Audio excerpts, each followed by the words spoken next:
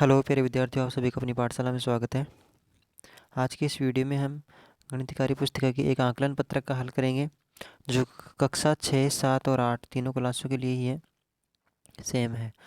कक्षा 8 में यह आकलन पत्रक 8वें नंबर का है और कक्षा 6 और 7 में यही आकलन पत्रक 11वें नंबर का है, इसलिए तीनों क्लासों के लिए एक ही आकलन पत्रक होगा। इस प्रश्न पत्र में कुछ समझने वाली ज़्यादा बात है, ध्यान देने वाली बात है, क्योंकि थोड़ा सा मिस्टेक होते ही प्रश्न गलत होंगे। इसमें क्वेश्चन पहला है, इसमें नीचे दी गई पूर्णांक संख्याओं का परवर्ती पूर्णांक लिखें। तो इस क्वेश्चन को हल करने से पहले मैं आपको एक छोटी सी बात इसमें स्पष्ट करना चाहूँगा, ताकि आप सारे प्रश्न पत्र को समझ जाएंगे आराम से। कि परवर्ती से मतलब है बाद वाली संख्या आई। जैसे मान लीजिए ये संख्या रेखा होती है, सीधी लाइन खींचती है मैंने संख्या रेखा, ये अनंत तक चलती है इस तरफ। ये बाएं साइड, इधर वाला बायां, पहले भी कई वीडियो में इस बात की चर्चा कर चुके हैं, इधर वाला दायां होता है, कई बार चर्चा कर चुके हैं। ये जैसे मान लीजिए यहाँ पे शून्य लिख दिया, तो अपन जब दाईं साइड में बढ़ेंगे यानी इस तरफ से बढ़ेंगे तो संख्याएं बड़ी होंगी, बढ़ती क्रम में होंगी। जैसे यहाँ पे 1 है तो 1 से बड़ा 2, 3, 4, 5, इस प्रकार से। अगर बाईं साइड में चलेंगे तो संख्याएं घटेंगी, इधर आएगा तो -1, फिर -2, फिर -3 और -4 ये आएगी। अब जैसे मान लीजिए 5 है, प्लस का 5 है, दाईं साइड में है, तो ये प्लस का 5 है। अब आप इससे छोटा अंक चाहिए आपको, यानी 5 का परवर्ती पूछे ना, तो परवर्ती का मतलब होता है दाईं साइड में चलना है इस तरफ, और पूर्ववर्ती पूछे तो बाईं साइड में चलना है। तो इस नियम को ध्यान रखें, अब ये कहीं पर भी हो। क्वेश्चन नंबर इसका क्या है, पहला है 6 का परवर्ती, तो 6 कहाँ मिलेगा, यहाँ 5 के पास में मिलेगा, और परवर्ती यानी दाईं साइड में चलना है, तो दाईं साइड में चलेंगे तो 7 आ गया। इसी प्रकार से -4 है लिखा हुआ है क्वेश्चन में, अगला प्रश्न है -4।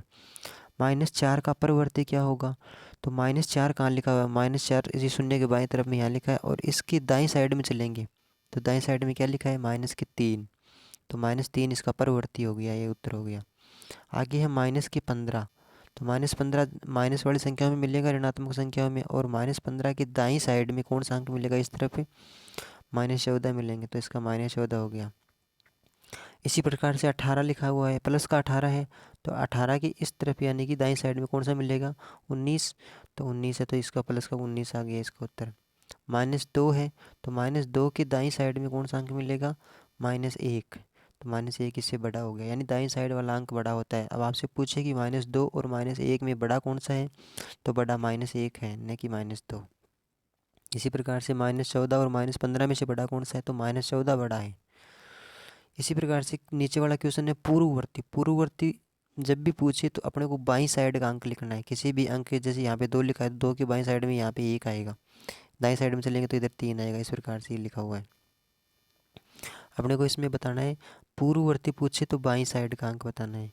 जैसे 11 लिखा है, ये 11 लिख दिया, अब 11 की बाईं साइड यानी इस साइड में कौन सा अंक होगा, तो 10 होगा, तो ये इसका उत्तर हो गया 10, ये 10 लिख दिया। इसी प्रकार से -20 लिखे हैं, अब -20 के बाईं साइड में कौन सा अंक होगा, -21 आएगा, तो -21 इसका उत्तर हो गया। फिर -7 लिखे हुए हैं, -7 के बाईं साइड में कौन सा आएगा, लेफ्ट साइड में, तो -8 लिखा हुआ होगा, तो ये -8 इसका उत्तर हो गया।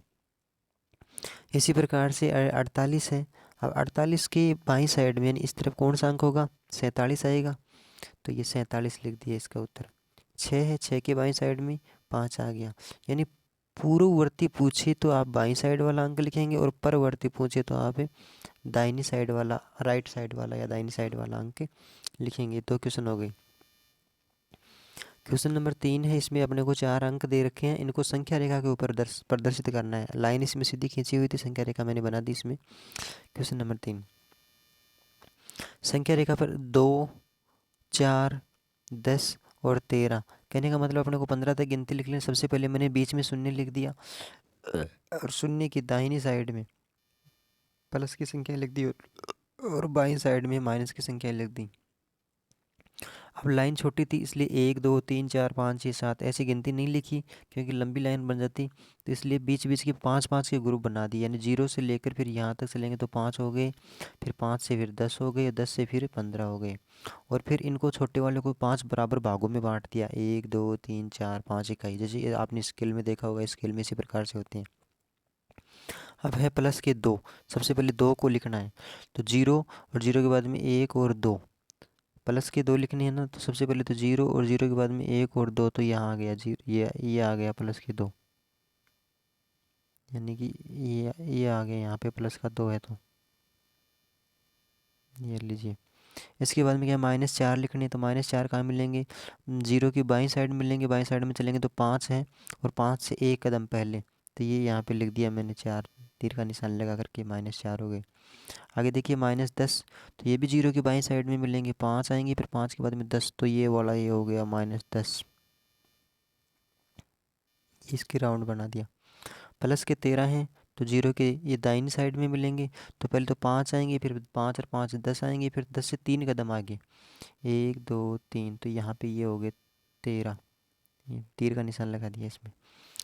इस प्रकार से इस क्वेश्चन को अपन हल कर लेंगे। नेक्स्ट क्वेश्चन है, -40 से बड़े 5 पूर्णांक लिखे, तो बड़ा लिखने के लिए दाईं वाला यानी इस साइड का अंक लिखते हैं, दाईं साइड का अंक लिखते हैं बड़ा लिखने के लिए, तो -40 है, तो -40 के दाहिनी साइड में 39 आता है, 38 आता है, 37 आता है, 36 आता है, 34 आता है, और भी लिखवाए तो आप कितने भी लिख दीजिए, 1 2 3 4 प्लस वाले हैं, दाहिनी साइड वाले अंक कोई भी लिख दीजिए, वो सब -40 से बड़े ही होंगे। इसी प्रकार से दी गई संख्याओं की तुलना करके बताएं कि इस कथन सत्य या असत्य है। तुलना पूछ रहा है, तुलना का मतलब होता है कौन सा कथन, ये बोल रहा है कि -20 डिग्री सेल्सियस शून्य से -20 डिग्री सेल्सियस ज़्यादा है, यानी शून्य तो यहाँ पे लिखा हुआ है।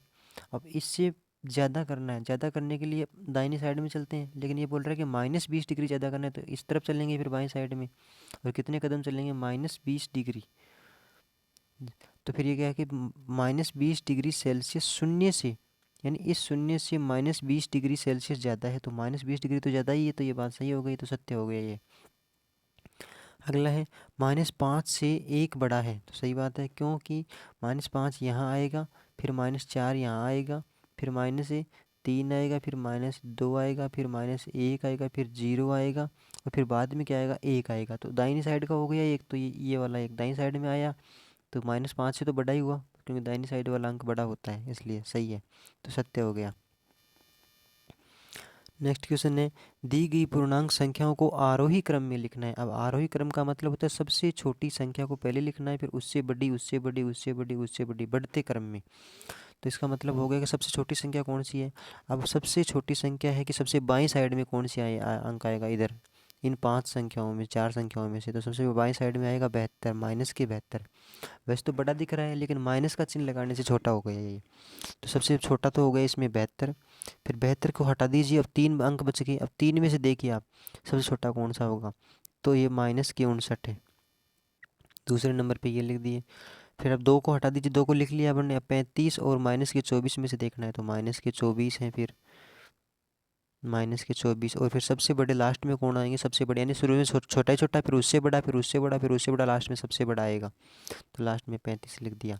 अब तीनों प्रश्नों में इसी प्रकार से करना है, यानी आरोही क्रम में लिखना है, तो सबसे पहले -70 आ गए, क्यों, क्योंकि सबसे छोटी संख्या है, फिर 70 से थोड़ा बड़ा -12 है, फिर -12 से बड़ा है 40, और 40 से बड़ा है 89। इसी प्रकार से आगे देखें तो सबसे छोटा है इसमें -43, फिर -21, फिर 15 प्लस की, और फिर 28। तो ये संख्याओं में आप संख्या रेखा के ऊपर समझ पाए होंगे इसको। क्वेश्चन नंबर 7 है, दी गई पूर्णांक संख्याओं को अवरोही क्रम में लिखिए। अब अवरोही क्रम में लिखने के लिए आरोही क्रम का उल्टा करते हैं। अवरोही क्रम में कैसे लिखते हैं, सबसे बड़ी संख्या को पहले लिखेंगे, तो सबसे बड़ी संख्या कौन सी होगी, प्लस वाली होगी, यानी दाहिनी साइड वाली, तो सबसे बड़ी है इसमें 75 तो ये 75 पहले नंबर पे आ गया। फिर उसके बाद में अब इसमें 86 नहीं लिखना, 8 और 6 को नहीं लिखना, क्योंकि 8 और 6 के तो माइनस का चिन्ह लगा हुआ है, इसे सबसे छोटी हो गई वो तो, क्योंकि सबसे बाईं साइड में आएगी। उसके बाद में 25 आएगा, दूसरे नंबर पे आ गया 25, तीसरे नंबर पे -9, और चौथे नंबर पे 8 और 6 हो गए, यानी -86 आ गए। इसके बाद में है फिर आगे दूसरे नंबर में दूसरा क्वेश्चन है इसका, इस 7वें का, सबसे बड़ी संख्या कौन सी है इसमें, +28, +28, और +28 के बाद में बड़ी कौन सी है, +28 को हटा देंगे तो 3 बच गई, 3 संख्या में, फिर है 4, सबसे बड़ी संख्या कौन सी हुई 4, फिर उसके बाद में होगी -18, और उसके बाद में हुई -30, सबसे छोटी हो गई लास्ट में। इसी प्रकार से ग में देखेंगे तो सबसे बड़ी संख्या कौन सी, उस 3 संख्याओं के माइनस का चिन्ह लगा हुआ है और 15 के नहीं लगा, तो इसलिए सबसे बड़ी संख्या हो गई 15, क्योंकि सबसे दाहिनी दाहिनी साइड में यही आएगी। दूसरे नंबर पे फिर है इनमें से और देखेंगे तो -14, फिर -23 और लास्ट में -33। तो इस प्रकार से आप इसको पूरा जो पेपर है पूरा इस प्रकार का, तो ये सब दाएं और बाएं का खेल ही है, परवर्ती और पूर्ववर्ती। तो मैंने ये जो संख्या रेखा बनाने का प्रयास किया था इसमें आप समझ पाए होंगे। और अगर नहीं समझ पाए तो एक बार दोबारा रिपीट कर लीजिए, फिर 2 बार 3 बार देखेंगे तो आप अपना हिसाब से अपने आप समझ जाएंगे इसको, और काफ़ी मदद भी मिलेगी आपको। अगली वाली वीडियो में फिर मिलेंगे, तब तक के लिए बहुत बहुत धन्यवाद।